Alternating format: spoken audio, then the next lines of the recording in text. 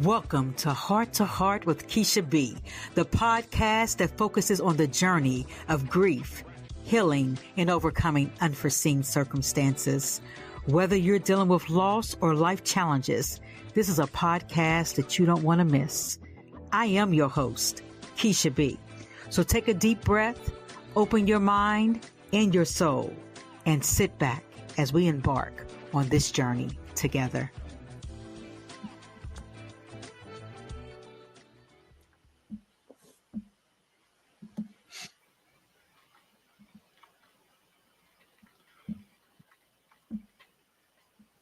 Hello, everyone. Welcome to another week of a bonus episode of Heart to Heart with Keisha B. If you are one of my followers or somebody that's new, as you know, every Sunday, just about at 7 o'clock, I always bring someone on for a bonus episode. So I know we have some followers. My hope is that we're going to get some more. But if you have been following this podcast, you know I do a call of action from when we first start. The call of action is this.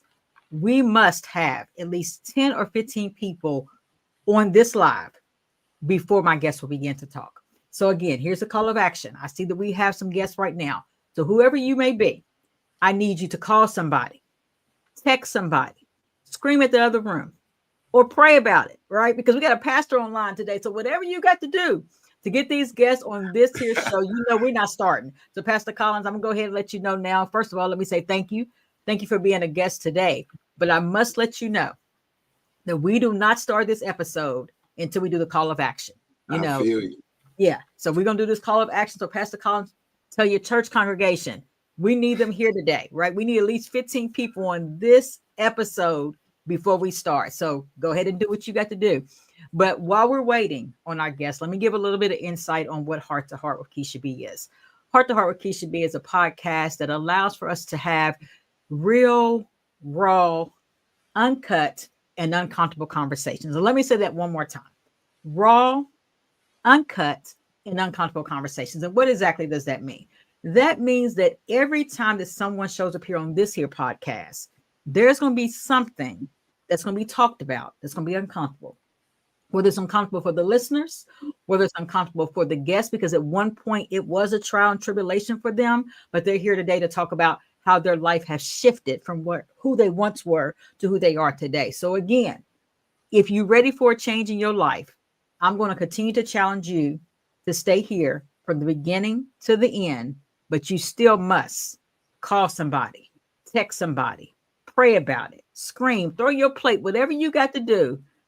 Get these people here on this podcast because, again, we're not starting. But anyway, Pastor Collins, how you doing today? I'm good. I'm good. Tired, but good. It's been a long day. You're busy. I see you all the time, Pastor Collins. You're busy here in this community, there in the pulpit, and anywhere else that you need it. So I get it. Yeah. I get it. Yeah. But it's cool. It's an honor to be here, man. It's really an honor to be asked to do something like this. I was real glad to be invited. Thank you. I appreciate it. You know, I had a message today when the post went up today about this here podcast and the episode. I had someone privately text me and said, keep bringing people on your show that's real.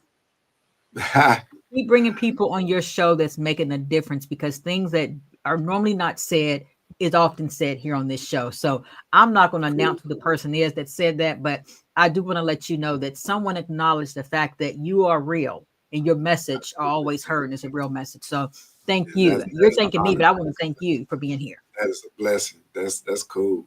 I've had a lot of bad stuff said about me in my life, so that's a blessing to be able to hear. So Pastor Collins, the numbers are going up. So again, I'm gonna let you go ahead and put the challenge out there, right? Maybe they've heard my voice a little bit too much. So I'm gonna ask you to put a challenge out there for the listeners to get some more folks here in this building. I just put a text out to a few people to tell them to jump online real fast. So all right. Hopefully they don't have the itis from eating. And we just came off a 25-day fast. So my folk been eating the past couple of days. Hey, listen, if you finish fasting and you got your plate in your lap, come on in, right? We can't see you eating. Yeah. Nobody gonna see you eating as yourself. We just want you to hear the message. That's it. So we don't mind if you eating. We don't mind if you sipping on some Kool-Aid or whatever else you may be sipping on. But we need you here today on this here podcast. Again, it's a conversation that you don't want to miss. It's a raw, uncut, but more so a story that is going to impact your life and somebody else that you may know. So, Pastor Collins, I'm giving about 2 more minutes, right? Okay. If they missed the beginning, they can still watch it, but I want them to be here That's from the that. beginning to the end. Look, that's how my folk do Bible study. They come in, they come in and be 15 minutes late. So if As long as the message is received, right? So let me right. also say this to our listeners, because we're getting ready to start the podcast today for Heart to Heart with Keisha B with Pastor Collins. Today you'll be able to see this live right now. You may be watching on YouTube, you may be watching on Facebook, you also may be watching on LinkedIn as well. But I do want to make sure every guest here know that after the podcast is completed today, as of tomorrow, you'll be able to also listen to it on Spotify, Apple, Amazon, iHeartRadio, as well as Pandora. So I'm not saying go ahead and shut off the podcast for the day. What I'm saying to you is that sometimes you have to hear things redundantly to be able to listen to the message or to be able to receive the message. So we want you to remain here today, but I also want to make sure that you know that after the conclusion of this video or this interview, you'll be able to go back and go listen to it live again on recording, or you can either listen to it auditory as well. So, Pastor Collins, we'll go ahead and get started. I see the numbers are creeping up, like you say. If you're in your own Bible study, folks show up late. I'm be Yeah. respectful. You've already given me the message, right? You've already given me the message. Go ahead and get started. So, Right.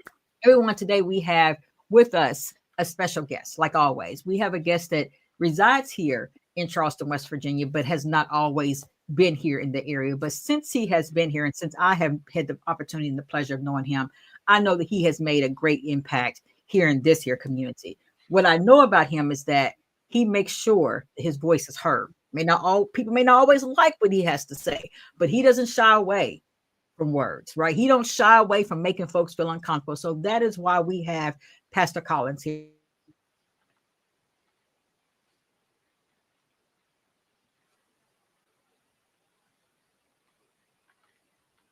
So at this time, we're going to turn it over to Pastor Collins. Pastor Collins, how are you today? We're good. We're good. It's been a blessed day. Yes, yes, yes. You say it's been a blessed day. Tell us about why you're saying today has been a blessed day for you. It's just been good. We've had a very busy weekend here at the church. I mean, I'm always busy, but we came off a 25-day fast, and we had a breakfast yesterday and a think tank for different ministries in the church, and then we had started our brand new membership class this morning, and it was pretty much full. And so it's just been a good day. But for me, it's long days, but it's been a blessed day for real. And it ain't snowing. So that part. Well, thank you for extending your hours of service beyond what you've done today at your church to be here to be an inspiration and uplifting for our listeners today. But what I want to commend you for as you talk about your church and your members, one thing I always recognize about your church is that people often say you can't get kids to come to church, right? Or I hear people say that it starts when they're young. How you start them out is how they will continue to be throughout their life. Doesn't mean they may not shy away from it here or there. We know how teenagers can get.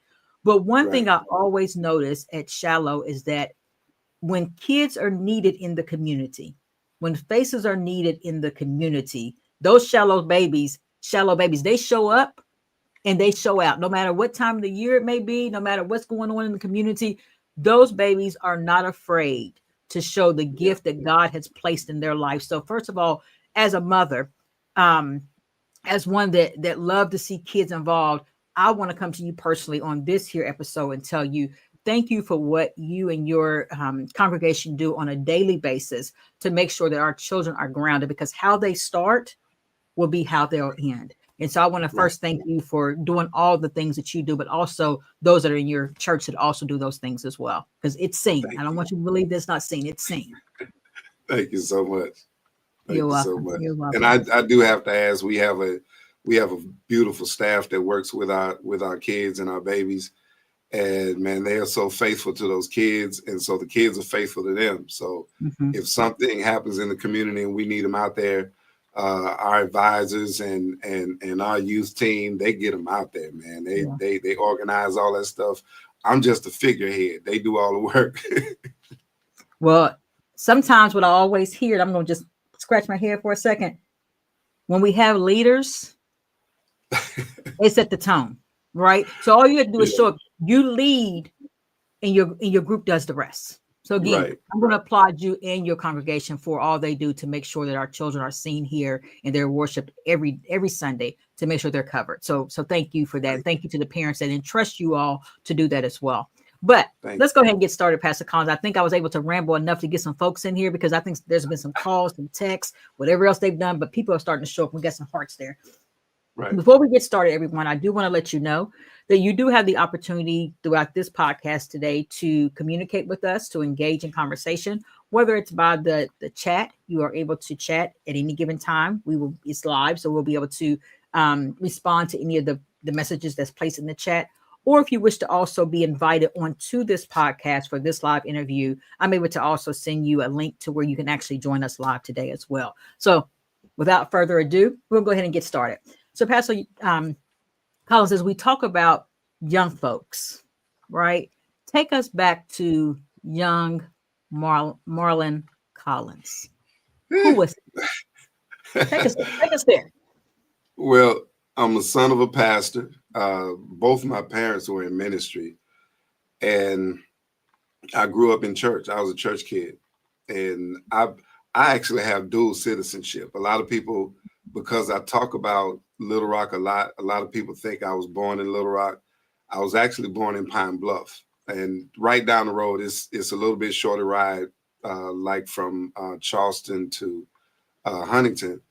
And me and my mother lived in Pine Bluff, but all of our relatives lived in Little Rock. And then when I actually started kind of tripping, my father moved back. They were divorced, and my father moved back to Arkansas to be closer to me. And he took a very good, large church in Little Rock. So I was in Little Rock most of the time. And I mean, I I I was a rebellious kid. My childhood was cool. I didn't have a lot other than uh, my mother and my father breaking up. Mhm. We moved to Chicago for a second, and then moved to Pine Bluff, and that those kind of things kind of led to a lot of things with my childhood as a whole. Up until I started maybe 13, it was cool. After 13, it started kind of taking its own little direction. Take us there. Uh, well, that's I had cousins and people who were around me that introduced me to different things, and of course, we talking about trauma. When you're dealing with unresolved issues, you kind of gravitate to anything that gives you good attention or what you think good attention is, to Mhm. take you out of your reality for a minute. I was acting out a lot, and it was just me and my mom. And I mean, it's hard for a mother to raise a son. Yeah. That is a very difficult job. And when you Mhm. got a strong-headed, strong-willed boy that's being influenced from the outside, and the only right he's getting is from home, that makes things a lot more difficult. Mhm. And I it seemed like I wanted to almost like I wanted to go to that direction, go in that direction. It was almost like I pleasured in it, Mhm. even though I wasn't raised that way. I was not Right. raised that way. There was no. Both of my parents were good parents, and they lived a life in front of me that gave me a good example. But because of the things that I went through, I chose that, and when I chose it, and it Mhm. it, it was like I said, it was downhill for a minute. So Right. I mean, I think you brought up a good point, Pastor Collins, is oftentimes we hear people say and believe that when children go out in the communities and they make poor decisions, a lot of times many people will say it's attributed to their home life. Is that the case in some situations? Absolutely. But I think you yourself just stated, I came from a good home, right? I may have not had both parents in the same home, but I had a good foundation from both of my parents. But I chose to make Yeah. that decision to do what I Right. wanted to do, you know. And I Right. think that if people will recognize that sometimes that just because a child makes a poor decision doesn't mean they were raised wrong. You know, Right. sometimes as parents, I am one, right? I feel I Right. raised my children fairly well, but when they walk out these doors, Right. sometimes we don't know what's going on. Sometimes Right. peers Right. is what raise our children, the way that the Right. peers want our child to be. Right. Yeah. Right. Yeah. Right. So with that, being that your father was a pastor, right? And you were in the streets and you were hanging with your peers, did you ever receive a lot of ridicule because of, right? Because we all know the stereotype of a PK kid. So tell us Yeah. about that. Did that ever have an influence or impact on decision making Oh, or man. peer pressure? Yes.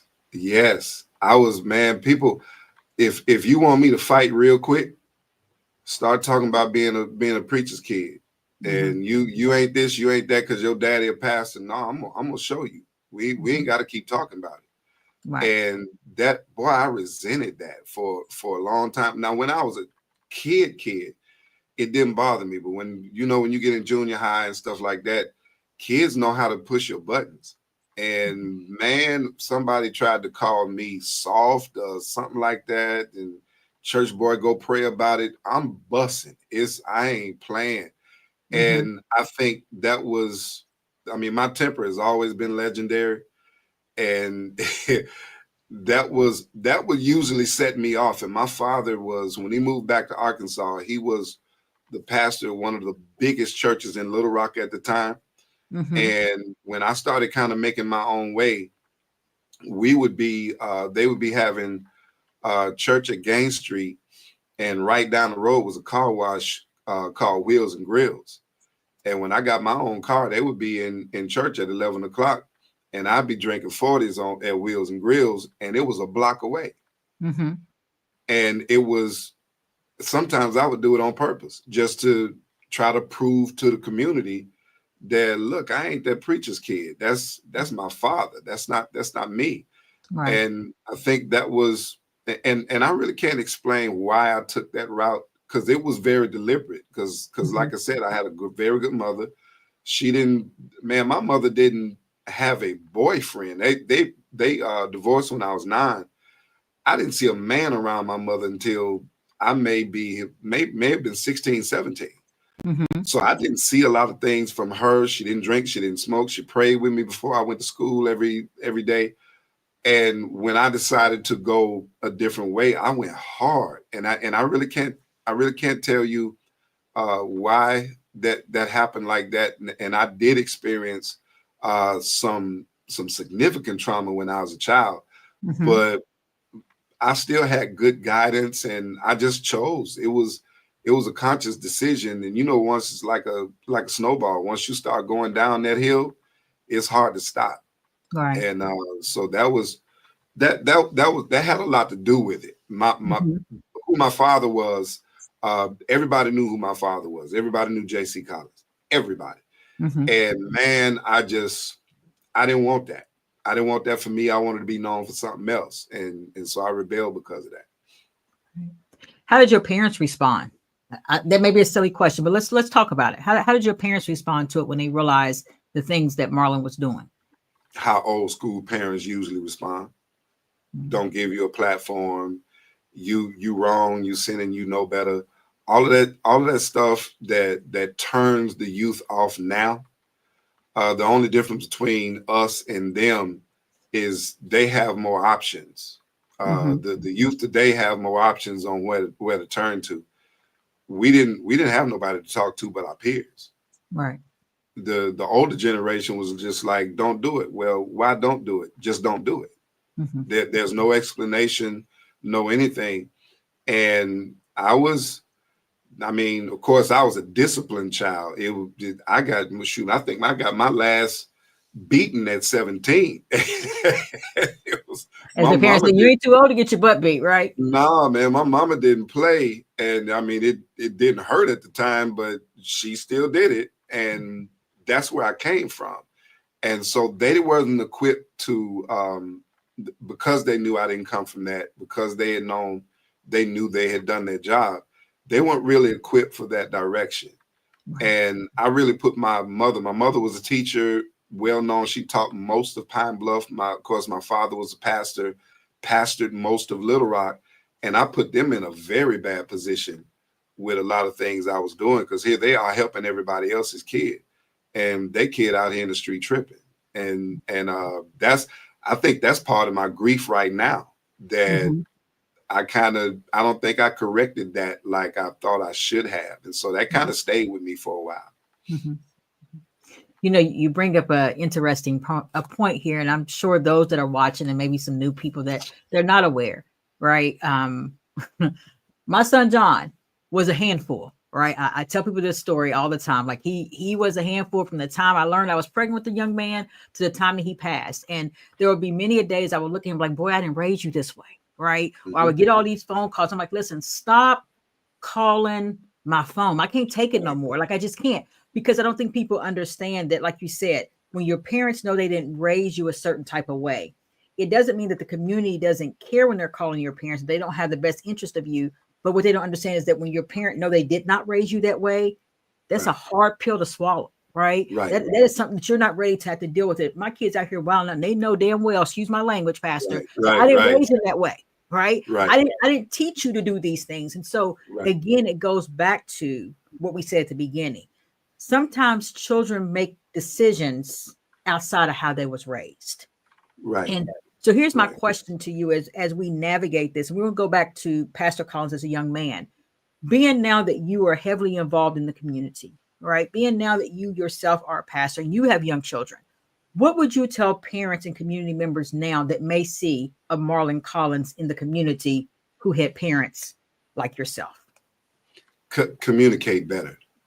Try to find ways to communicate. Because when you have a kid that's going down that road, especially if they're not being raised that way, if they didn't come up in that culture and with a lot of those influences, really what they're doing is looking for some type of outlet. Mm-hmm. And usually you can tell when a kid comes up like that is when they have a natural propensity to be tripping, or when they came from an actual good home and they chose that. Mm-hmm. And so most of the time, my issue, now that I've been to school and stuff, you go to school and pastoring and stuff, and you do a lot of work with psychology and things like that. Now I understand from my perspective now, and I have older children that I kind of learned on the job training with them. Mm-hmm. And me and my older children have conversations now that I would have never had with my parents. But I learned that when you're raising kids, you have to give them a platform to really be transparent and tell you where they are. Mm-hmm. And you know, like the kids say now, we listen, but we don't judge. Yeah. And that's hard as a parent when your child tells you something and you wanna go at them, but you have to be able to have the conversation first. Mm-hmm. And so I've learned that. I sincerely think if my parents, and they were old school parents, uh, and old school parents were just built different. Mm-hmm. But I think if I was able to have a platform to say, look, this is what I'm dealing with, and this is why I'm dealing with it, then I think they could have been able to curve a lot of those experiences that I had that I didn't really have to go through. Mm-hmm. Uh, but I think parents now, and that's a slippery slope, because parents. I mean, you've been around. Parents now have to walk that fine line between being parents and friends. And my older children know we all cool, but I ain't your friend. Yeah. And so, and as a parent, that is a difficult line to walk, man. And I have my younger kids now, and my daughter is 12, and I'm seeing things now that me and her gonna have to talk about. Mm-hmm. And now that I'm an older parent, I know not to just be like, well, you wrong, don't do that, don't do that. Hey, let's sit down and talk to me. Come talk to daddy. And I think right now, parents, I think we need that more. because kids are really looking for an outlet to be able to say how they're feeling. The Right. world is giving them that opportunity. We're not. Mhm. And so I think that's key number one. You're exactly right. And I feel that, right? Being that I have two generations of children, right? I have my older kids who are close to 30, and then I have my baby who is 15 years old. And oftentimes my daughter would tell me, "You're not raising him the same way that you did us." I'm Right. not, because I Right. learned, right? Right. I'm not saying that I Right. did bad raising you. It's just the times are different, right? I don't Right. need to scream. I don't need to holler, as it may have been effective to some degree. It's not always effective. And so, like you Right. said, being able to sit down and have real conversations, let them know that their voice matters and that their Right. opinions matter. Doesn't mean they're going to still get their way, but it just lets the doors of communication open more to where maybe there's a better outcome on decision Right. making. So I think you're exactly right. Yeah. So, Pastor Collins, let's go back a little bit. So now we'll go back to Marlon. All right. What was the turning point that made you realize that you needed to change your life? When I was 17 years old and I accidentally shot myself in the head. Mm. And I had Let me make sure I heard my, you right. Did you say shoot yourself in the head? yes. Oh, okay. Wow. Yeah. Yeah. I was 17, 16 and 17, man. My oh my God. Those years were hard. Mhm. And I had a girlfriend at the time who was pregnant. And we were you know it's the classic soap opera story. Teenagers think they in love and all of this. Man, I was a fool. And so I woke up one Saturday morning from coming from the club, and I'm halfway drunk, and I'm waking up to people arguing in my house. Mhm. And it was my girlfriend and her grandmother had come over to the house that morning. And so they were in there talking to my mom, and they had started loud talking and stuff. And so I woke up and I'm hazy. And I look out my bedroom window, and her father is pulling up. And me and him had already had we thrown hands before. And I'm already I still ain't got my faculties, and I Mhm. am who I am. So the first thing I did is grab my gun. And I can't tell you today how it happened. Right. But the next thing I remember, my mother and one of our neighbors were pulling me by my feet down our steps, and our steps were concrete. So my back was cut up so Mhm. that the ambulance could get me and take me to the hospital. Right. And so when I came to, I was stretched out. They had already done the x-rays and stuff. And you could hear the helicopter. And I remember like it was yesterday. You could hear the Mhm. helicopter over the helipad, getting ready to take me to Children's Hospital in Little Rock, and everything stopped. You could it's a bunch of high school kids in the waiting room. My mother is walking up and down the hallway trying to keep everybody together and everything, and everything stopped when they brought my X-rays back in, Mhm. and I didn't understand what was going on. Everything went quiet. And so they called my mom in, and I heard the doctor say, somebody up there likes him, Mm. and we don't Wow. know what happened. And so my mother responded, I know what happened. Mhm. And so when I was 17, and you can't if you can see it, if you know me personally, you know what a mark is. It was right here. Now that I Right. done got old, I'm 56, it done moved up because I ain't Mhm. got a hairline no more. And so they thought that I tried to commit suicide. And so I went through, that was my first experience with counselors, and they didn't suspend me from school, but they let me, they gave me like 2 weeks to get my head together. Man, Mhm. Pine Bluff was tripping then. They were like, Marlon tried to kill himself. And then you had other people that solidified my nickname, because my nickname was Superman. And Mhm. so they, oh, he's Superman, he bulletproof. And when you a kid, that do something with you. Right. And when I came back to school, it was different. Mhm. And I knew it was different. Right. And so I knew then, I'm like, look, man, I don't know if I want this. I don't know if I want this. I didn't have the tools at the time to change it, Right. but I knew then that, because I think that year was 87. I think that year we had already gone to like 4 funerals Mm-hmm. of like kids our age. Wow. And I'm like, hey man, I don't know. I don't think I want that, but I have been doing what I was doing so long. Uh, I knew I didn't like what I was getting, but I didn't know how to do anything different. Right. And of course, mama took me to church, daddy took me to church. Everybody, when I got to They church, pray for you. man, yeah, that I couldn't get through the door good.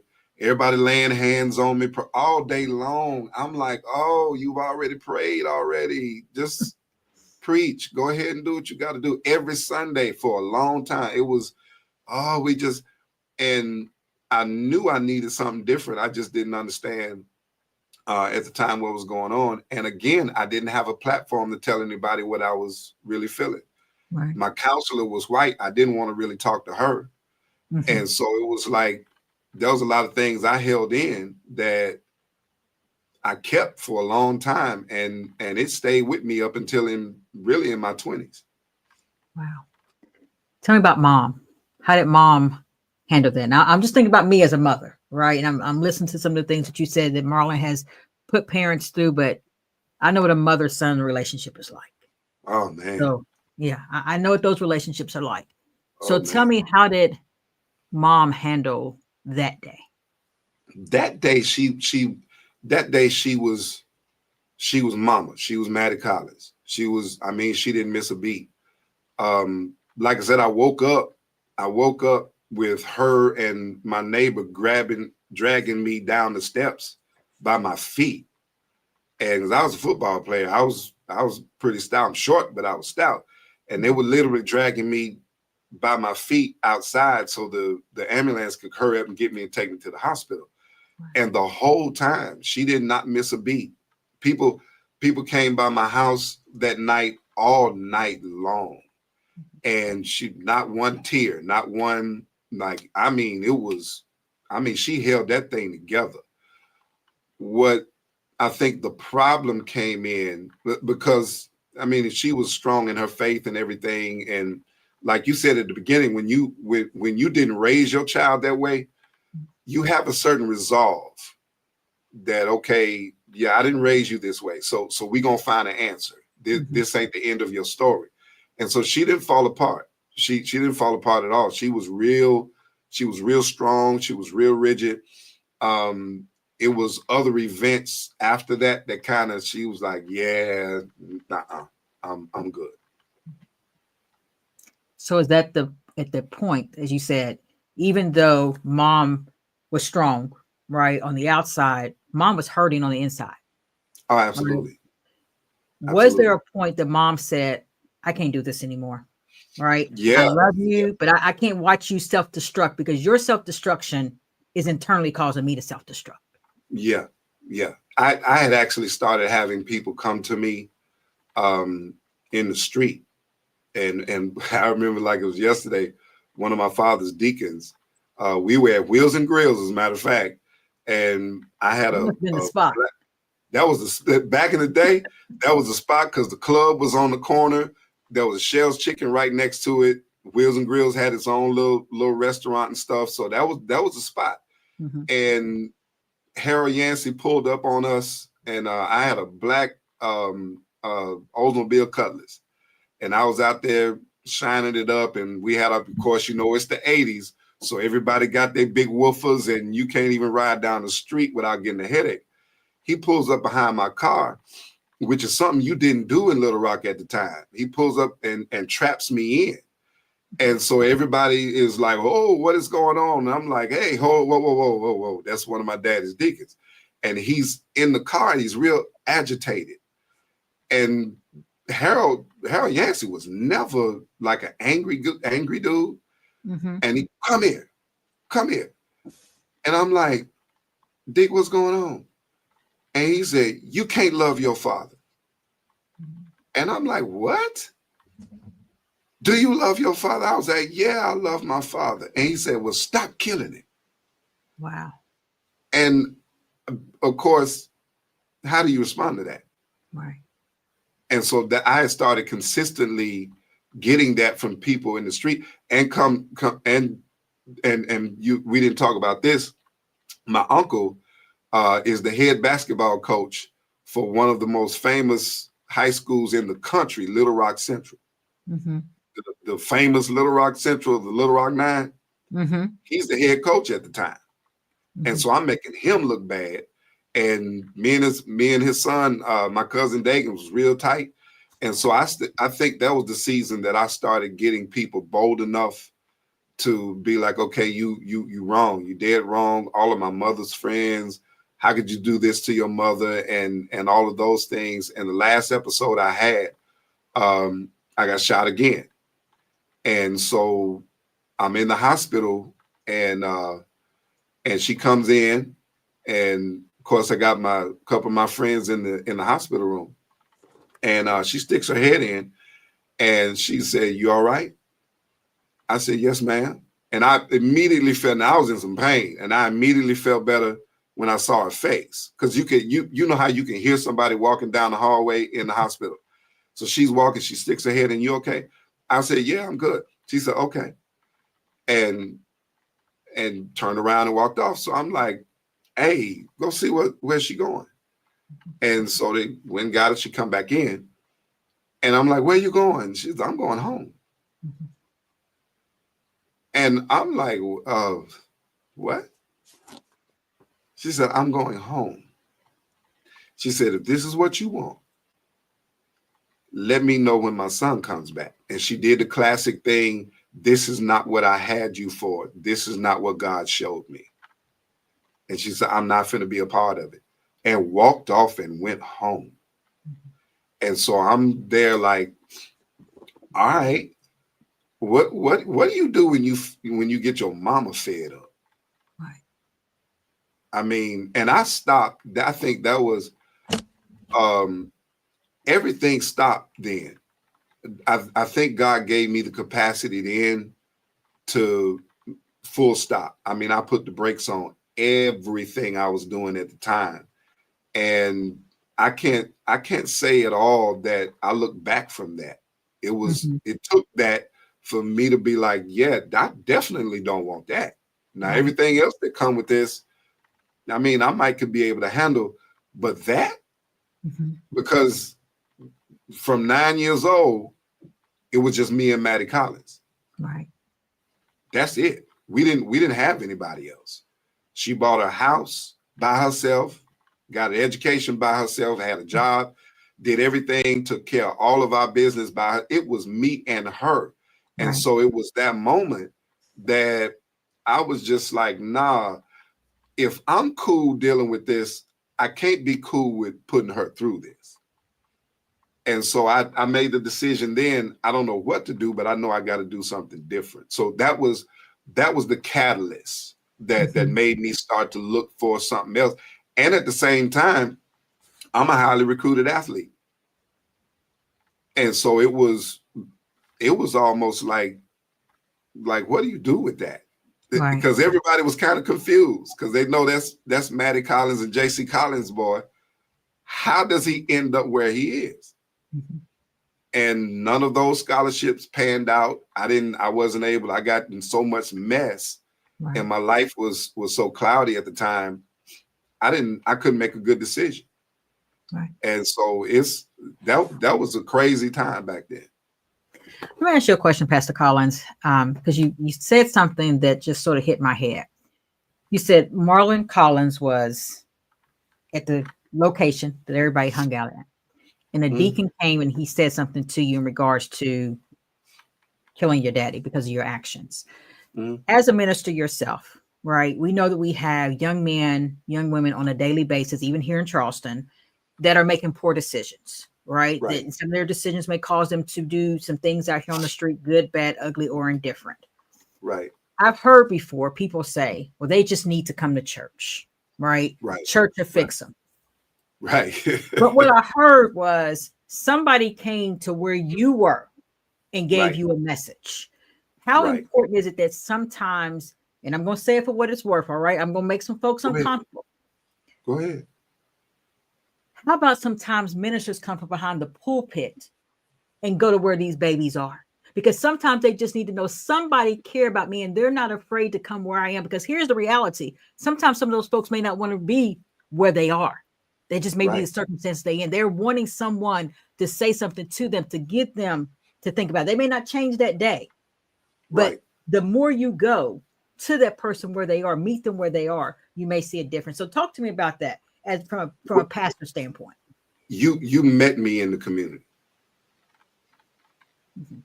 That's where you met me. You didn't Right, meet me at church. right. You met me in the community.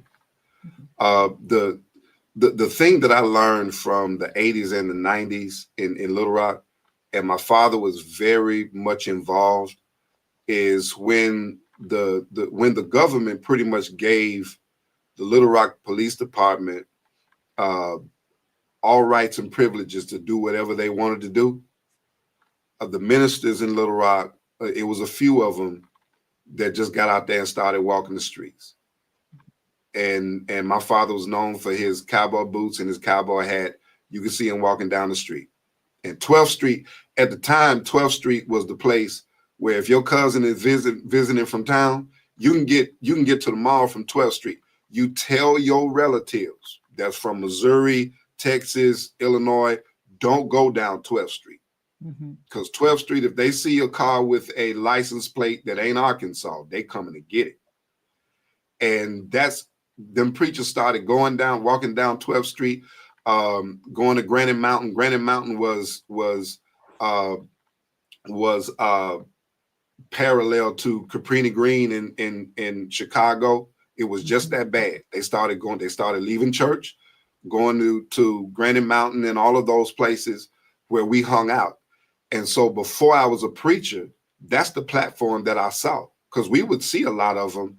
And of course, a lot of them knew my father. And so when I came up in ministry, the first thing I did was hit the streets. But because a lot of people have been turned off by church, a lot of people have been hurt by people in the church. Uh, Church is connected to a lot of trauma. And Yes. so people want God, but sometimes you're gonna have to go out there and introduce them to him. Right. And so as soon as I got here to Charleston, one of the first things I recognized is it's not a lot of activity in the community as far as the clergy is concerned. A lot of people say it is, Mhm. but I've been out there for 8 years. So the first time I got here, that's the first thing I did. Mhm. And so, and you mentioned us having a lot of young people. That's primarily why. They ain't coming here because I'm a flashy preacher or anything like that. Most of the people come here because they see me in these streets. Mhm. And in my in my first pastorate in Illinois, we had a lot of murders because Rock Island was 2 hours away from Chicago. So they would get a lot of Chicago's bleed over, Mhm. and people would commit crimes, come to Rock Island and stuff. We were that close. So you would have a whole lot of horrific crimes in Rock Island. And the first thing I would do, find out where the families are, I would go to their house. They didn't know me from a can of paint. And I'd be Mhm. like, hey, what do you need? What do you need? Get the kids in the house because the police is down the corner. What do you need? Put the weed out, put the liquor up. The police are down there looking at your house. Right. And that really kind of opened the door for a lot of people to say some of the things that they wanted to say. And they used me a lot of times to bring their sons back in the house. They would look, Junior's in jail. Can you go see him? And it's very necessary, especially from my background. Mhm. It's very necessary that some people you are only going to meet where they are. And if you're not willing to do that, you're only doing half the job. And so, Right. I mean, that's not something that, I mean, I think it's because of my experience. And I think if you come from where I come from, I think you have a natural capacity to reach people that's dealing with what you came out of. Mhm. So it's not strange to me to go to the schools and talk to kids and the kid, the kids in high school now cuss. And so I'm down on the field with Capital or at practice, and they'll cuss, and I don't. I don't mess with people when they cuss, because I got a cussing spirit every now and then. And the kids will be like, "Oh, I'm sorry, PC. I'm sorry, PC." I was like, "No, don't be sorry for me. Be sorry for you. If you're gonna clean it up for you. Don't clean it up for me." Right. And those kids see me and they know they can talk to me because I give them that platform. And so I Right. think we need a whole lot more of that. I have to agree. And again, like I hear you say, meet people where they are, Right, right? Show them that you care, and the outcome many times will be much greater right, than placing judgment upon people about what you think or what you may believe because of your right, own morals or your own value system. Everybody ain't raised the same. Everybody's mental. Let's go there. Everybody's mental ain't the same. And so right, again, it's about meeting people where they are, because it's about changing each individual person to their right, full capacity. right, Right. right. And as long as people know they got somebody that care about them There you go. genuinely, that's going to show up authentically, not when it's convenient, you're There more you go. likely to get people to make a change and be more Right, willing to accept what's being right, given. right. Yeah. Absolutely. So there's a point of your life that not only did you say, "Hey, I need to change because my mom is saying can't do this anymore," right?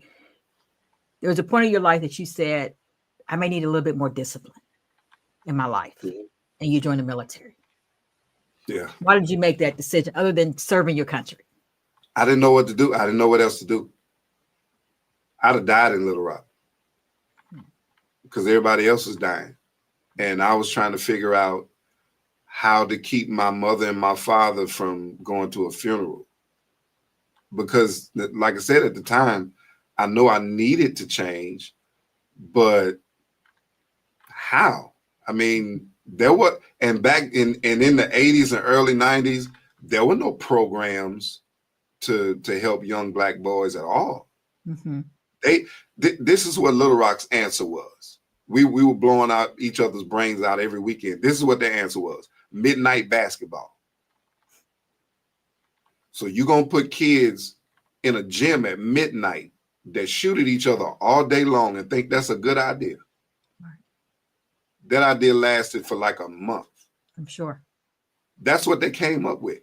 That's the only thing they came up with. And of course, in high school back then, the counselors, most of whom were white, they just wanted to get us out to school. They didn't care about guiding us in where they were. Not the black boys, they didn't. Now they gave everybody else good advice, Right. but no, and I actually came from a military family. So my first instinct was, if I'm actually going to do something, I need to get out of here immediately.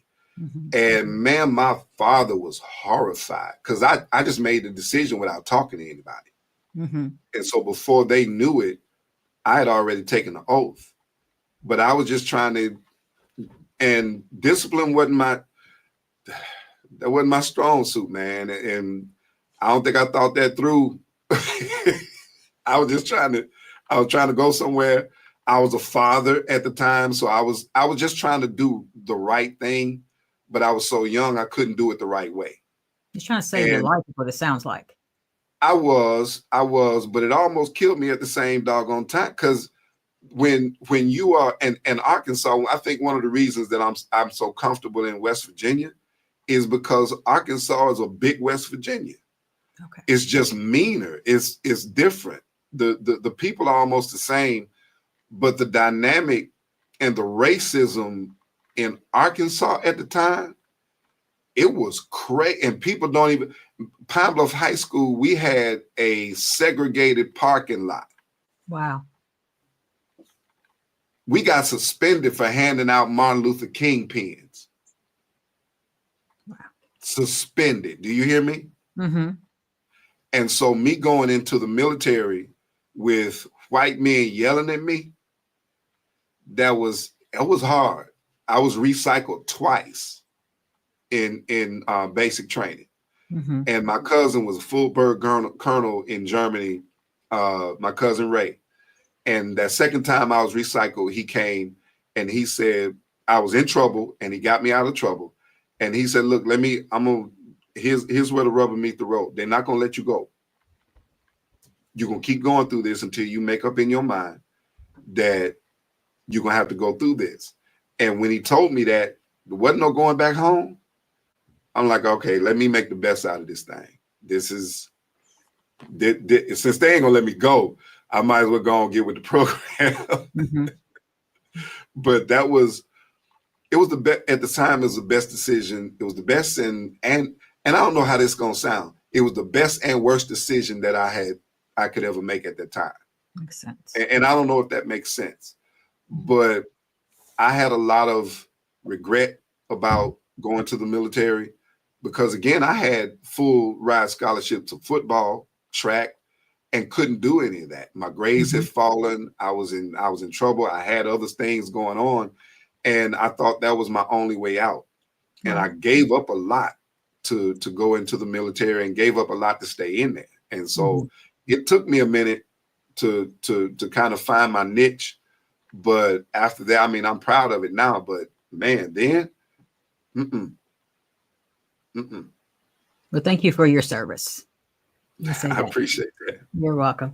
Got a question to ask you because I've heard you say this twice, and I'm asking this question because I think this is something that is relative to what our youth go through today. That when you were in school, many, if not all, the counselors didn't look like you. Let me say that. Didn't look like you. And I myself know what challenges that pose because I too went to schools that I didn't have counselors that looked like me.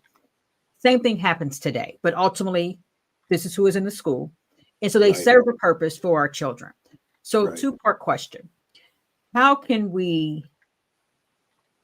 What steps need to be taken, should I say, for administration to understand these young boys and girls, right? And let's not just talk about African-American children, but right now that's what I do want to talk about is how can we get our administration to understand the dynamics that some of these children come from?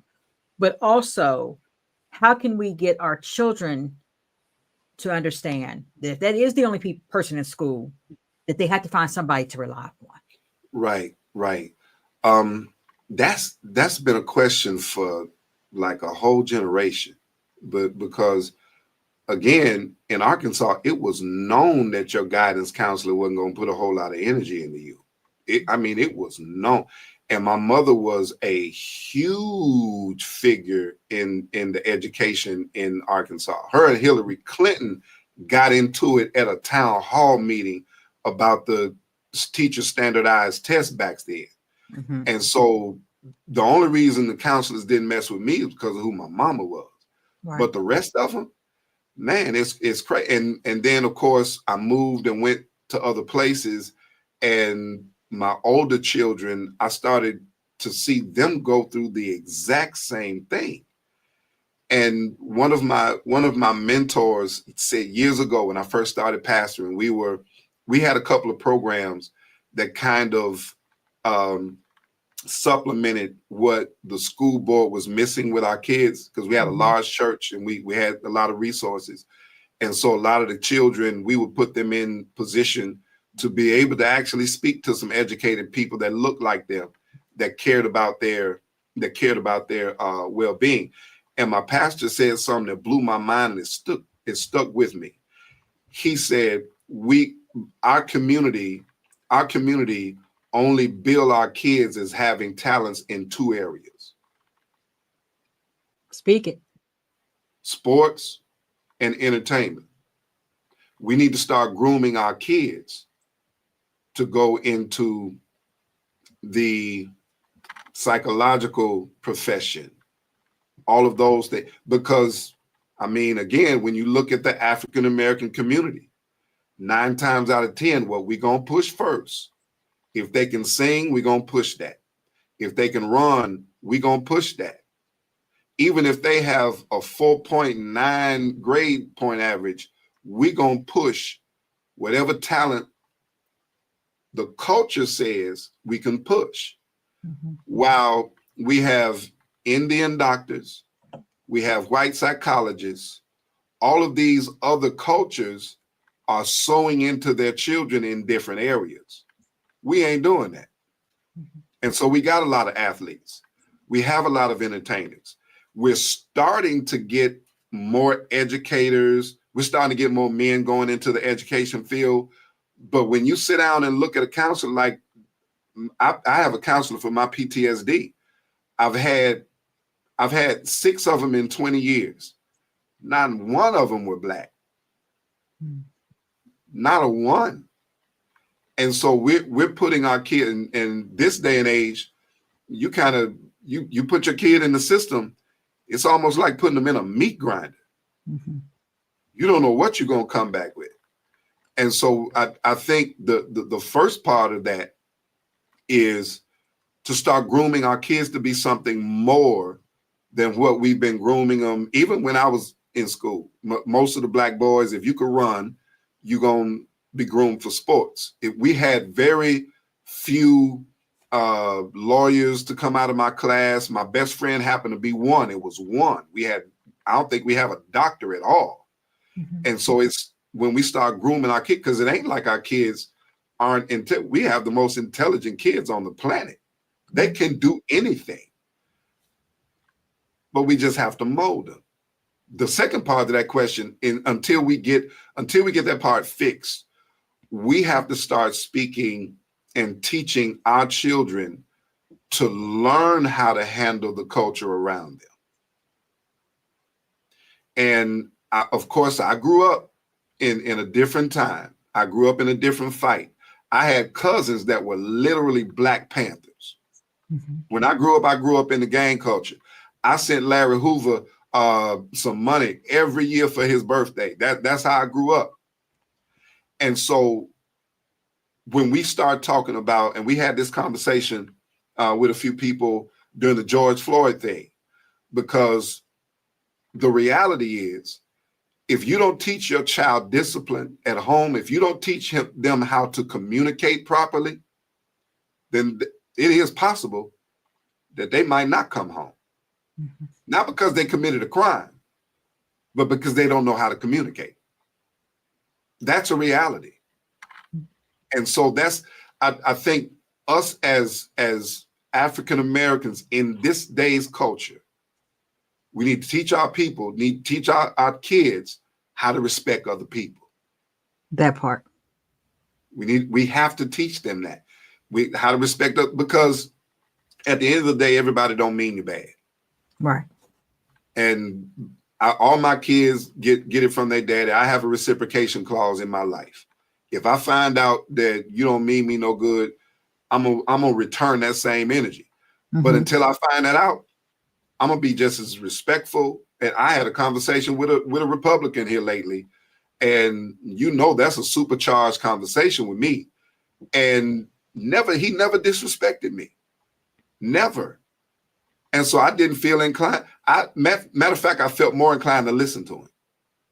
And so I think if we teach our children to learn how to communicate, and that starts at home, mm-hmm. learn how to respect, that starts at home, learn how to recognize when you just have to look, you ain't got to give up your rights, but sometimes just learn when you need to be quiet. If something go wrong, tell mama, tell daddy, you can't handle it. Right. And so that will handle a lot of those things until we start really getting into the foundation of the school system, which here in West Virginia is god awful. And people know how I feel about it. It is god awful. We don't even have representation in the school board. And so I don't want to go down that rabbit hole, because I'll say something I can't get back. I thank you. You brought up two things that I think back to some of my parenting. And as we talk about sports, right? And again, I'm going to offend somebody. I know it. You always will doing that. Again, you know me, I don't talk about comfortable stuff. So if you offended, it is what it is. You're on the right podcast today. I get what you're saying in regards to sports, right? At 4 years old, should our young boys be out here playing football? Or should we be teaching them the foundations that they need to be successful? Doesn't mean little Johnny, little Bobby don't have the potential to be great, right? But there something else that we could be teaching our 4-year-old little kid other than getting hit upside the head? Because let's be real, whether it's flag or not, he falling, somebody tackling him because PlayStation, Nintendo, whatever that kid may play, shows them that they must tackle, not grab no flag football. So again, I'm offending somebody, right? I get it. I got a grandson. He want to play football too. But I'm here to tell you, like you said, there's so much more to our young African American children that we Yep. need to be instilling in their life. Does it mean that they still may not play sports? Heck, we got some great kids that's at all these high schools that are African American, Caucasian, or whatever, that are student athletes that have 4.0s and so forth. But then we also have some that are just trying to make the 2.0 just to be eligible. Just to be eligible. Right. Right. Yeah, Right. that is too early. That's too early. I see Wade says, have them play golf and tennis, learn them to play an instrument. That too. Because think about the beauty of a Black child. They can be taught to do anything. They're sponges at 3 and 4. Think about creation comes from us. God made us to be small creators. Right. I make man in my image and in my likeness. That started with us. We have the gift and ability of creation. So wherever you guide your child at an early age, they pick up on that. And so if you hand them a book, they're going to pick up on that book. If you hand them a ball, they're going to pick up on that ball. Here's the problem with that reality. A ball is only physical. So I can blow my knee out. Say it. But if I pick that book up, my knee ain't going to have no bearing on where that book can take me. None whatsoever. I can be a paraplegic. If I know that book well, my physical disposition or my physical ailment is not going to stop me from moving forward in my future. If you put all of your eggs in your son's or your daughter's legs, and that don't happen, what do they have to fall back on? Because even a kid with a a perfect grade point average, if all of their eggs is in the sports basket, they're going to go through some years of regret. Because you're looking at one. I mean, it took me a very long time to be able to watch college football. Because I regretted not being able to play. I regretted that my life took a turn to where I couldn't do what I knew I was going to be good at. Right. And so if you start a child off that early, that says that goes to a bigger rooted problem. And I'll say something that my mother, and I'm not shooting at anybody, but this is what my mother told me, because my middle son Xavier, I was living my dream through my son Xavier. They call when we lived in Flint, Michigan, they call Xavier the son of Superman. He has all my strengths and none of my weaknesses. And he was beating kids in high school when he was 9 years old. You could not outrun him. And so every time there was a ball to be played or a track to be run, my son was there. And my mother said something to me one time, man, that shook me to my core. And again, I was young and I was still trying to be a good father, but didn't know how to be a good father. And I was doing things that I thought was good for my son. And she said, when are you going to give him some rest?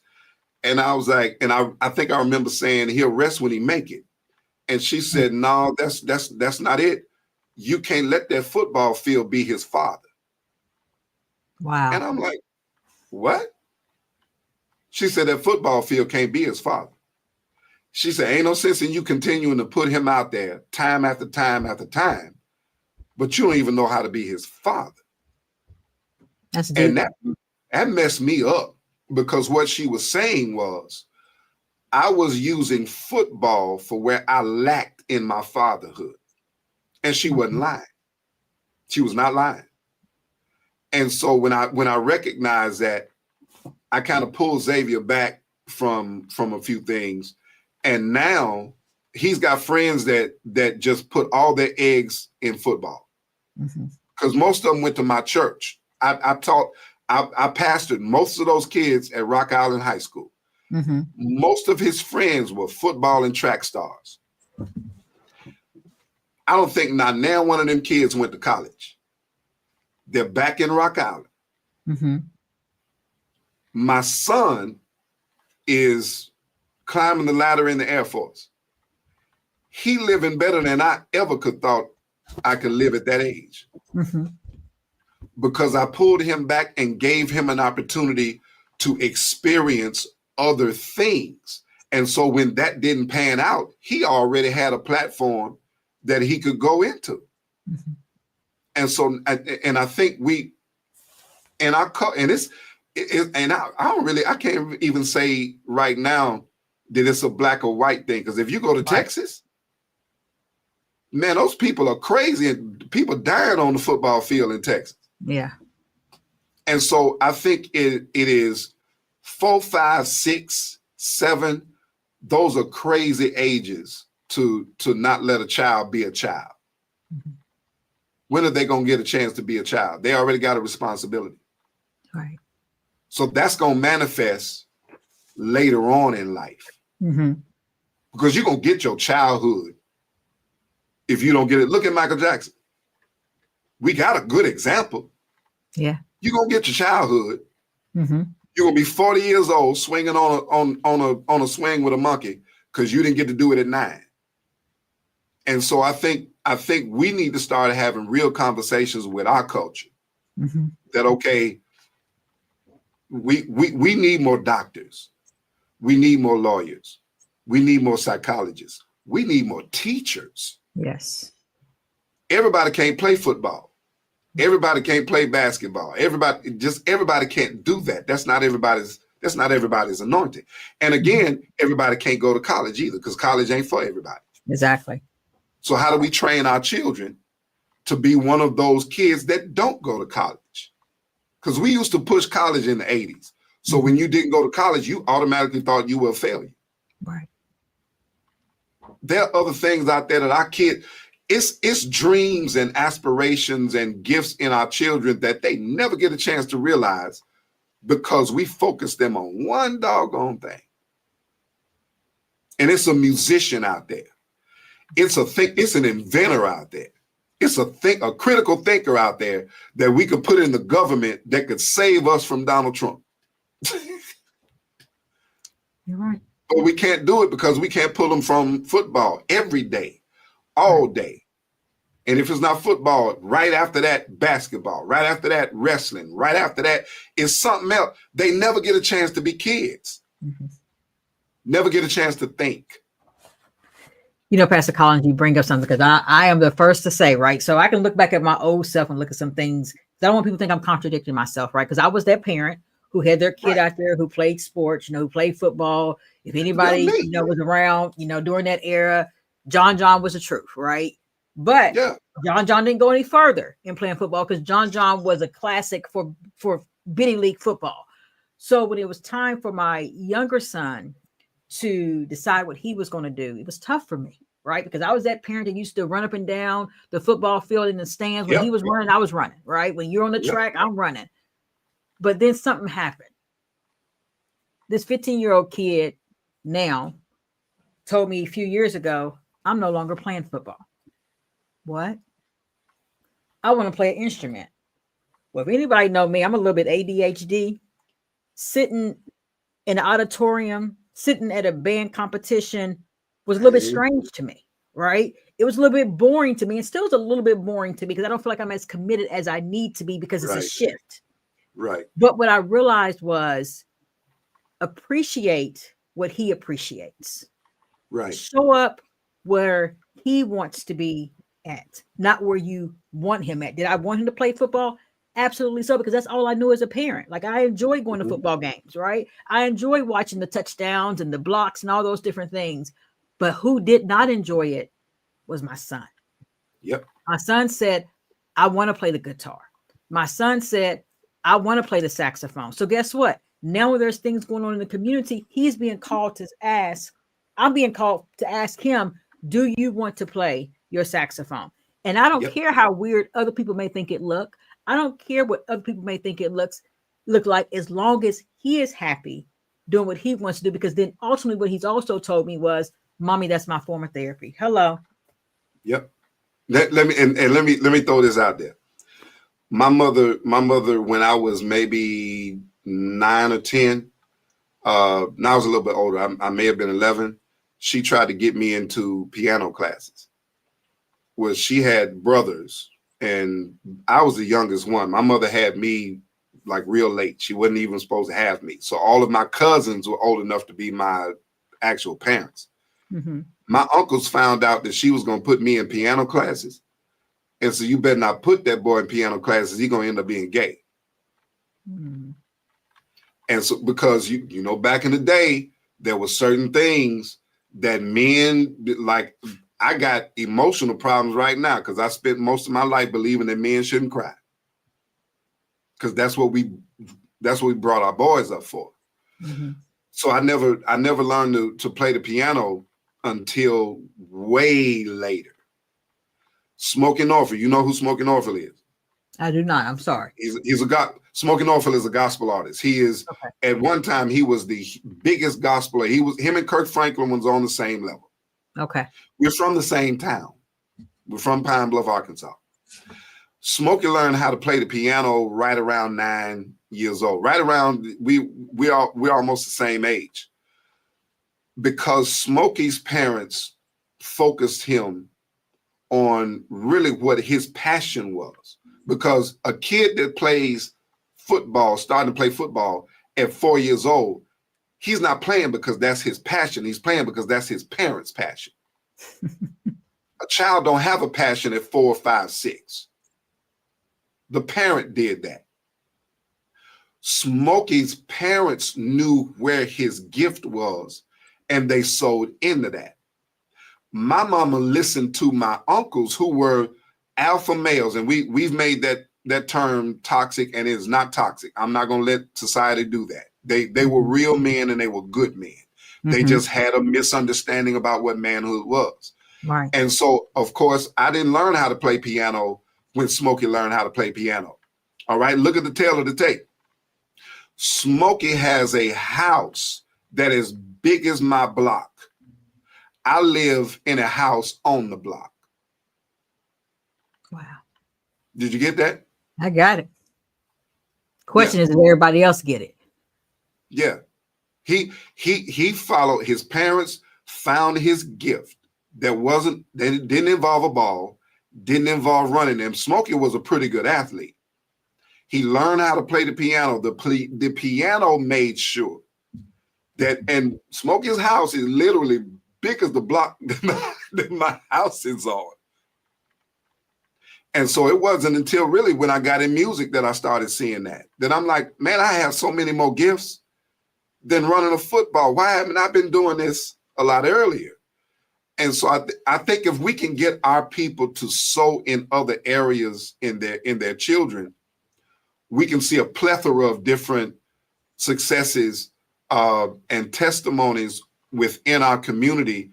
And we don't have to wait for our kids to get to the NFL draft or something like that. That's really a toxic dream at this point. Right. And So I mean, that is very small. Oh yeah.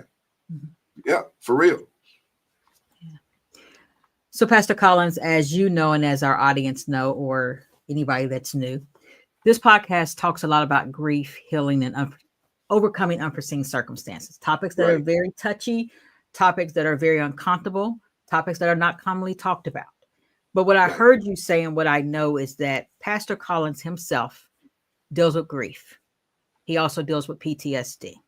Tell us about how is that for you, especially when you are a man that's in the pulpit, that everybody's expecting to be strong and have all the answers for your congregation and all those who may call you at the wee hours of the night or that you may see in the community. Is there a battle there with you personally and then the man who stands in the pulpit? Very much so. you almost have to be a spiritual schizophrenic to be able to do it. Because when I started going to counseling, I found out I had PTSD way before I went to the military. The military just added 100 pounds on it. And when of course I went to seminary, I got in the ministry and everything, and I couldn't find I couldn't reconcile what I was telling people with how I was feeling. That was very hard, because I told Shiloh just here recently, last year, right before we came in the year, there's 3 times I almost stood up in that pulpit and just quit. Wow. This is gonna be my last sermon. And it ain't because I'm mad at the church or anything. Shiloh's very good to me. But grief, man, that is, as a human being, I don't care what mental capacity you have. Grief will back you up into some strange corners. And when you don't have the opportunity, because preachers, I have a very strong appreciation for preachers who take the job seriously and don't just use it for what they use it for. Because if you look at any statistics that has anything to do with a pastor, we are probably the most depressed and have some of the most serious proclivities that it would blow their mind, blow people's mind. I just happen to be transparent about a lot of mine because I know people need to hear that story. And so it's very difficult finding that fine line between encouraging somebody when you don't even want to get up that morning. And I never try to make it feel like a job, because I understand it's way more than that. And so I give it everything I got. But it took me a very long time to really walk that line and understand my relationship with God as opposed to what I tell other people, because that's what it's about. It's about you really being solid in your understanding of yourself and your relationship with God, so you can get through that, so you don't feel like a hypocrite, or you don't feel like you're confused or anything. But there are several times, and I think I can speak for a lot of pastors who are in it for the right reasons, that we are conflicted, that we'll have a bad day. With my 2024, my mother died in 21, I think. 2024 is when it actually hit me. I eulogized her, and watch this. I eulogized my mother.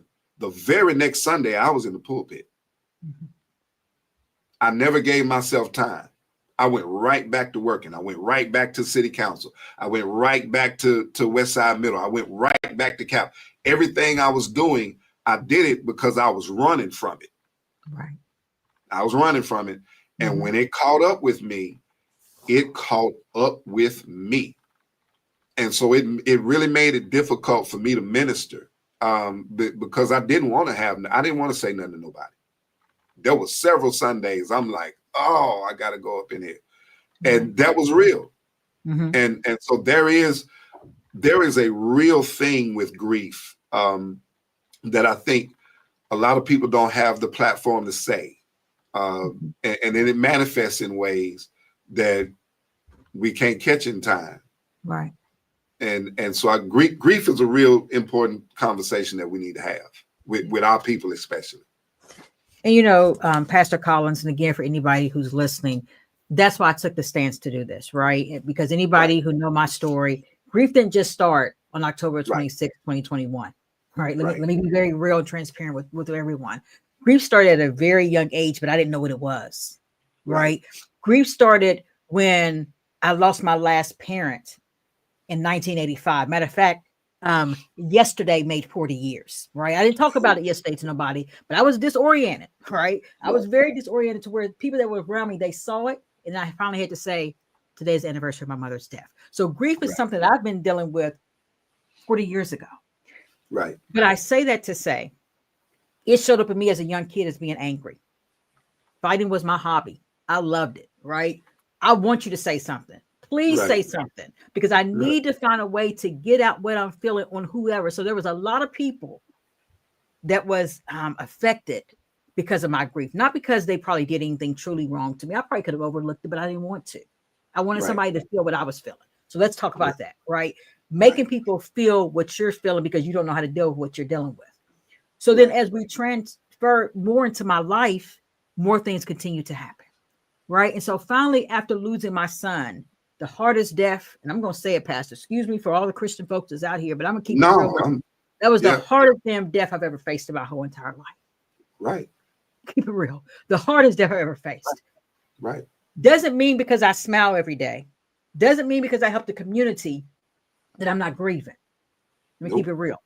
I just know that grief and healing can work hand in hand. They can coexist. I can still live a positive life, even in the privacy of my own home when I may cry, or even when I'm sitting in my car and I may cry, or even when I give a Right. message on Facebook, I still may be crying on the inside. Right. But I knew that I am not alone. I know that I'm not alone, right? And so I know that in order to have some type of healing, in order to allow other people to know that it is okay to talk about grief, that's why this podcast started, right? Absolutely. Because we can't shy away from what is real. Grief is No. real. We all gonna face it at one point. And let me say this: grief doesn't mean death. No. Death is just No. an effect, right? No. Death is just a symptom of grief. That's just one category of grief. But grief can come if you lose a job. Grief can come if you lose a spouse or whatever that you've been used to having. You know what my Emo- grief was? My first experience with grief was, What's that? and I told me and my wife talked about this not too long ago. You know how I found out my parents was going to divorce? How's that? My father took me out to fly a kite in Sioux City, Iowa. While I was flying that kite, he said, "Me and your mother is getting a divorce, Mm, and I'm moving." That's how he told me. wow. And so I haven't, and it's funny when I say it in a way where it's funny, but I haven't touched a kite since then. And I've got kids, and I've never. My kids, Daddy, can we fly a kite? Absolutely not, It's trauma. because that was my first experience with grief, Mhm. because my family died that day, and nobody, and watch this, nobody to this day has given me a good explanation. No, nobody, because that was a generation that don't talk about grief. They don't talk about pain. Pray about it. It'll be okay. That's the only answer they will give you. And so I grew up.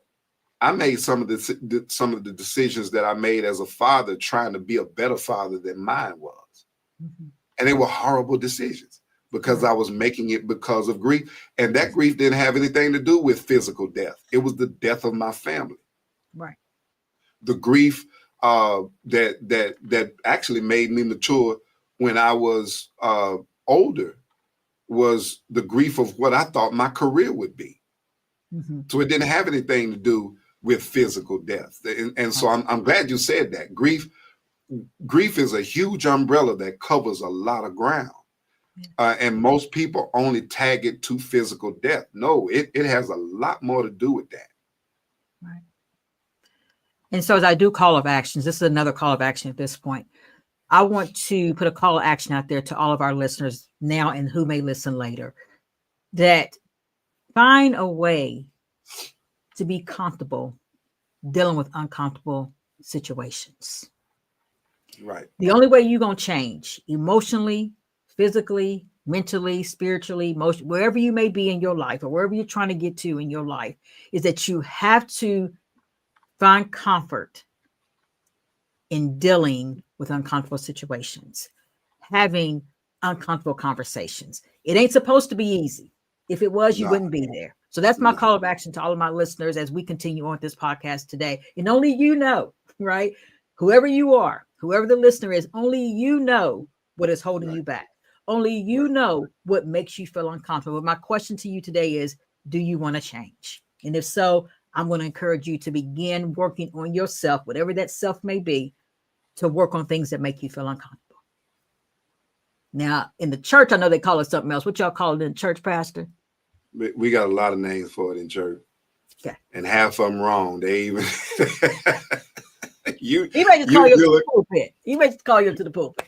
I'm gonna keep it real about the church. I've been in the church all my life, so I can tell the truth about it. There's a lot of things, especially with grief and trauma, that the church has not dealt with well uh, in the last couple of generations, because people don't have it. And matter of fact, I tell people all the time, one of the reasons that a lot of times I try to take matters into my own hands is because you can't tell people in the church that you're suffering. Because the first thing they're going to do is judge your relationship with God. Wow. But where's your faith? I got faith, but right now my facts is whooping the hell out of my faith. So what do you do? Praying ain't doing me no good. I did that already.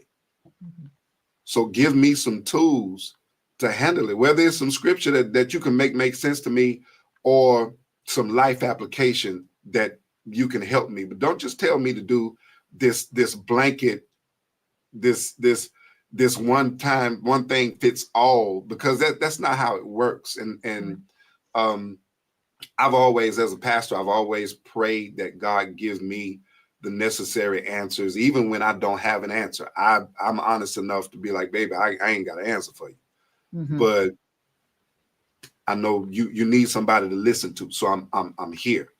I know a lot of people in church got to have an answer, so they just gonna give you an answer just for the sake of giving you an answer. And some people just don't need an answer. Some people just want an ear to listen to. Right. And so I'm very critical of the church when it comes to things like real life. And I hate to say that, but we can show you how to have a good Sunday morning, but we can't really show you how to have a real life. That Sunday morning hardly ever translates to Monday. And so I've always prayed that God gives whatever church I'm at, and I've been in Shiloh 8 years, going on 9, and I've always prayed that He gives me and Shiloh a platform that we can actually help people with real life. Like what's going to happen when we leave church and you go back home to that problem on Monday? What kind of thing? Or can you come here and be honest with me? Can you tell your pastor, I got commode hanging drunk this weekend and I don't know what happened? What is a church person's response to that? Well, drinking is sin, or well, what led you to that? When I was drunk, all the church folk, well, you know better, and all of this, instead of saying, what led you to that? And I think that's what we need to correct in the church. And of course, I'm in the church, so I take liberty to say what's wrong with the church. And that's one of the things that we do not do well. We don't do trauma well. We don't do truth well. We don't do reality. We don't do real life well. And that's one of the things that I'm working on fixing, because people actually, we have a whole lot more people in church if church was actually for real people and not just religious nuts. I think that goes back to a statement that you've made throughout this interview, but I'm sure many people that are listening today have probably heard. When you got a problem, take it to church. Right? They'll fix it. Well, being that I have a background in mental health, right? I'm not saying that church, not some aspects, is not going to help, but I think you alluded to something. What happens when Monday comes? Yeah. What happens when Tuesday comes? I'm still waiting. I got to wait again to go on Sunday to fix this, right? And so I want to believe, I may not be all the way right, but I want to believe that whomever your higher power may be, not you, Pastor Collins, but those who may be listening, there's people that's situated in offices on Mondays, Tuesdays, Wednesdays, Thursdays, Fridays, maybe even some Saturdays, whether it's a mental health professional, whether it's a medical doctor, whether it's a friend, whomever it may be. And so I say that to say, I will not sit here and tell people not to take their problems to church. But then my question is, what happens on those days when the What pastor's not happens after? there? What Right. happens? What happens after? What Right. happens after? Because Exactly. I always tell people that, and that's usually what I lead with, because and I don't tell them just to go to church. I tell folk you got to find one that really can handle you. You just Mhm. don't go to one with the lights, camera, and action, the Earth, Wind, and Fire show. They can fool you with that. Find you somebody that can speak to where you are. If they're not speaking to where you are and they're just giving you a good show on Sunday, you're going to leave there for nothing because they're not giving you any tools. If you have somebody in church that would tell you to just pray but don't go see a professional, they are doing you a disservice. Yes. And so in the reason a lot of people feel some type of way about the church is because, and I give them that, is because that's what the church has been. We good with religion, but we're not good with real life. Mhm. And if you can't reconcile those two, we talked about that this morning in class. If you can't reconcile those two, they're gonna contradict each other. Because I always tell people, God is real. Whatever you feel, God is, at the end of the day, God is real, and you have to reconcile Him with real life. He's not a genie in a bottle. He's not some imaginary Disney character.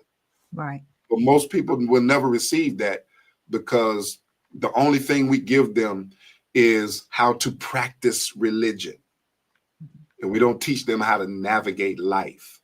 Mhm. And That's I good. think that is the problem, and that is why a lot of free thinking people in this generation have a lot of questions that the church is not equipped to answer. Most of them I can answer them. I'm just gonna put it out there. That's not a problem.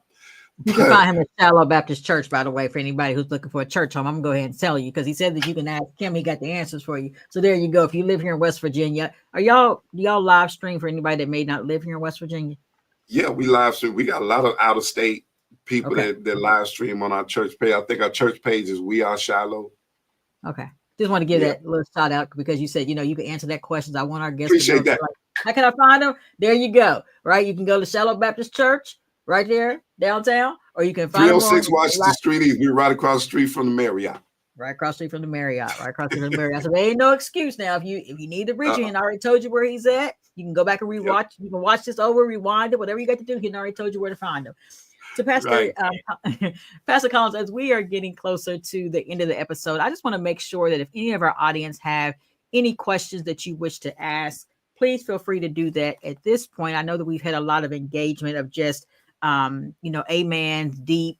We've had some of your members of your church even make some comments as well. But I like to open it up at this time. If there's anybody that would like to ask any questions, feel free to put that here in the chat because, again, this podcast is not just a conversation that myself and Pastor Collins is having, but this is a conversation that's for all those who wish to engage and wish to make a change within their own life or help somebody else whom they may know that may be suffering as well. So I always say we're going to take like a 2-minute commercial break. So this is my little 2-minute commercial break. All right. This is my own personal commercial break. That's what I did. That's what I did here. Because may got somebody right now in tears. They may need some tissue or something. Right. Right, But right, I want to, right. somebody said, keep it real, learning to forgive yourself. Exactly. I think that's Oh key. man, Right. That's that's key. that's major. That's major. I mean, Yeah. I just forgave myself for me and my father's relationship. That is that, and when I say just, I'm like literally just can talk about my father without crying.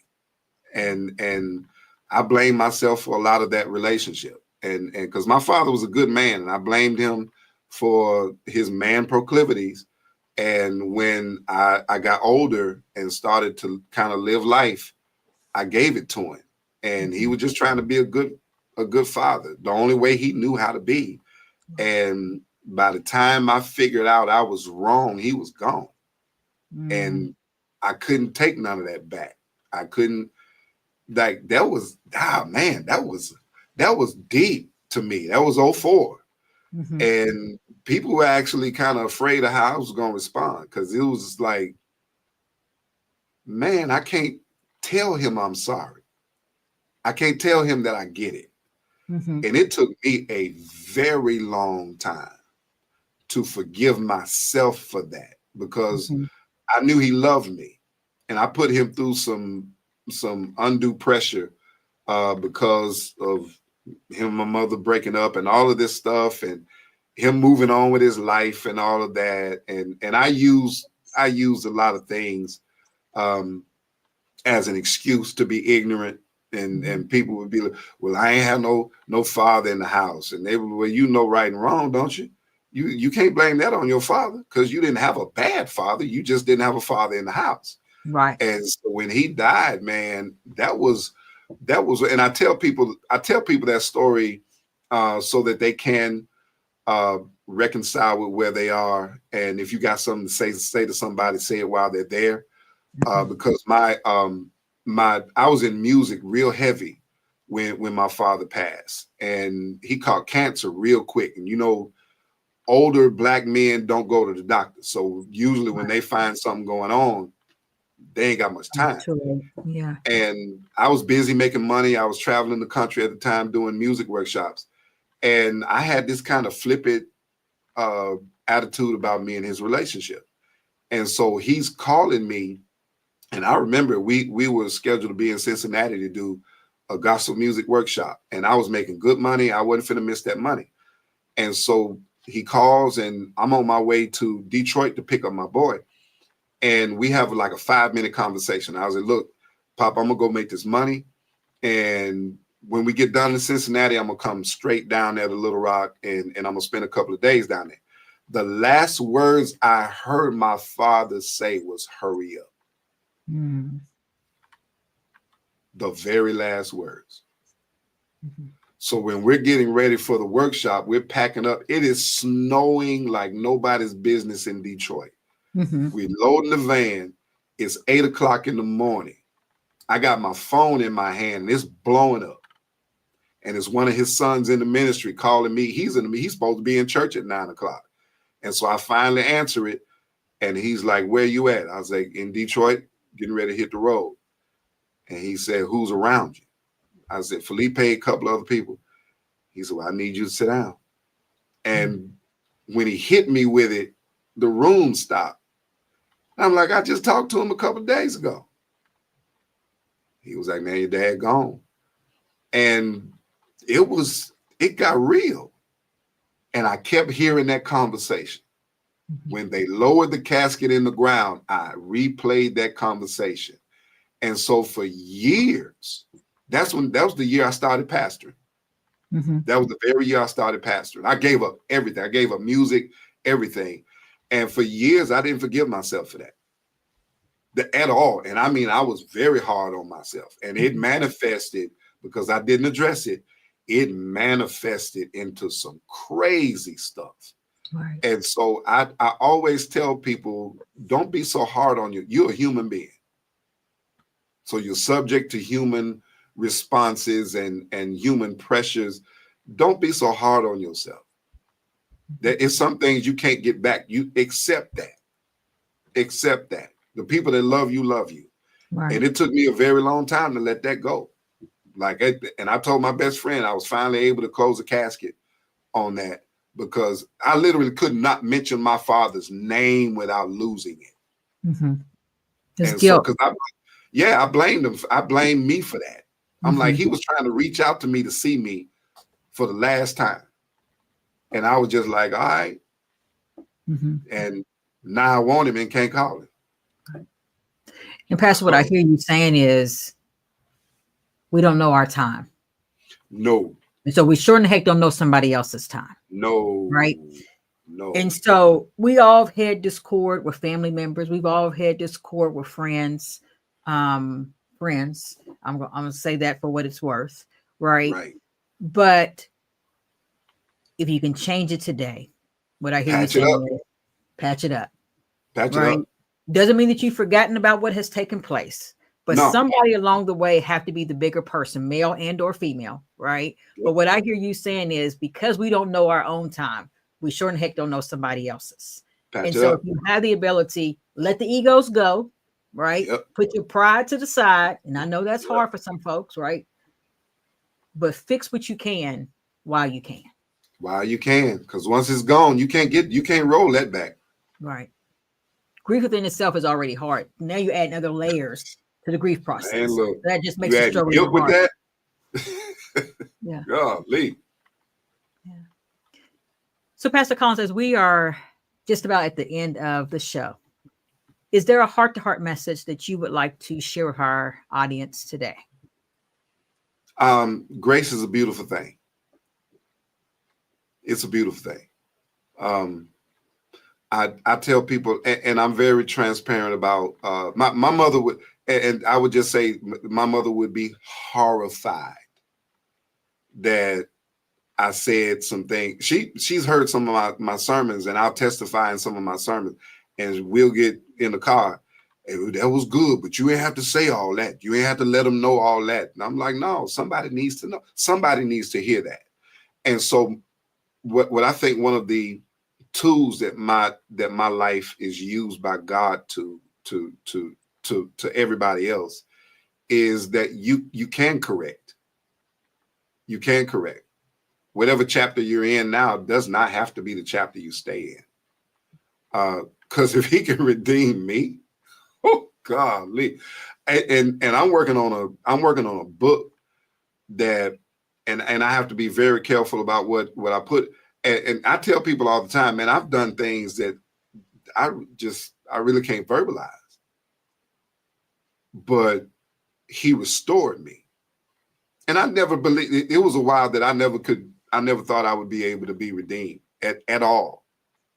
For a lot of things, even some of the mistakes that I made with my older kids, God turned right back around and gave me some younger kids to I mean, and I wouldn't even say do it right because I was a very good father to my older kids.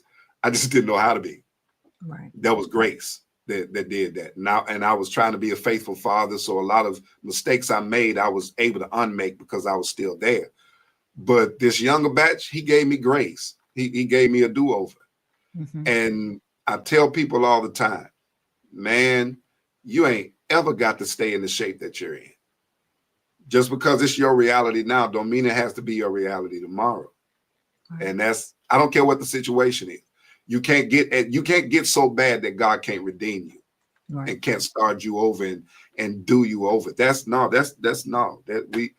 We serve a better God than that.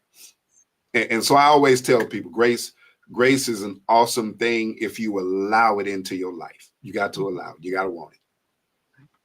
So you've given a heart-to-heart message to our audience.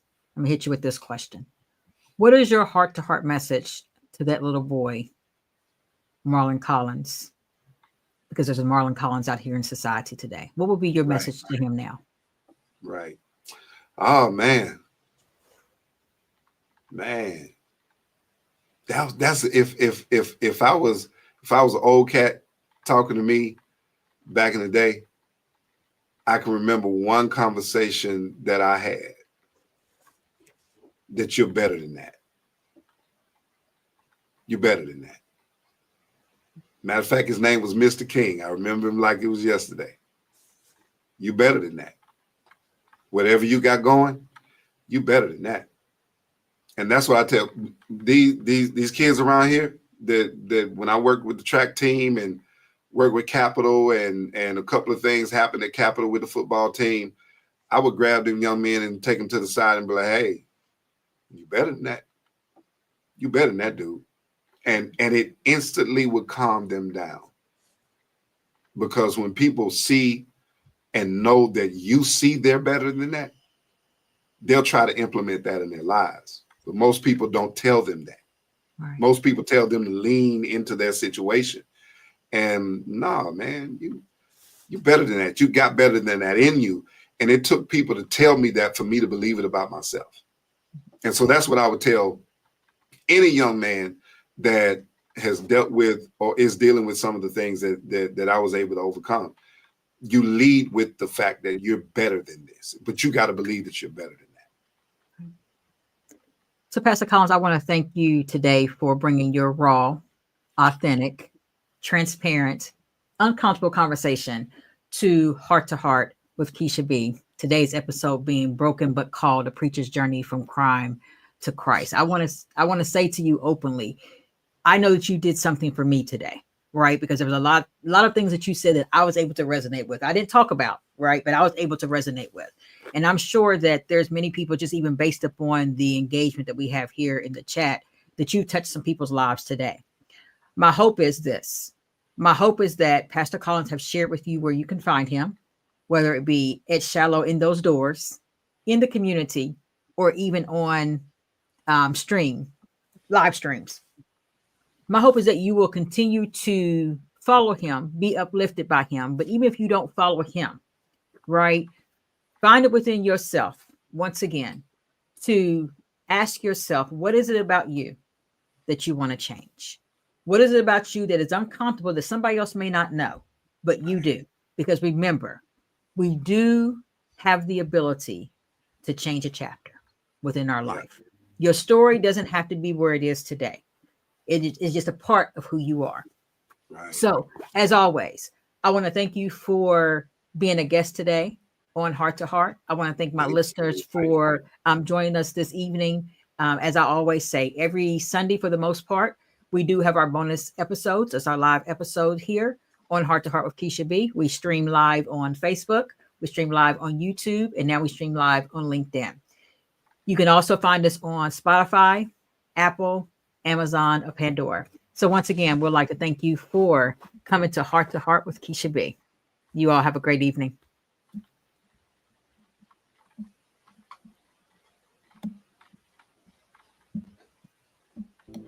Thank you for tuning in to Heart with Keisha B. Remember, grief may shape our journey, but it doesn't define who we are.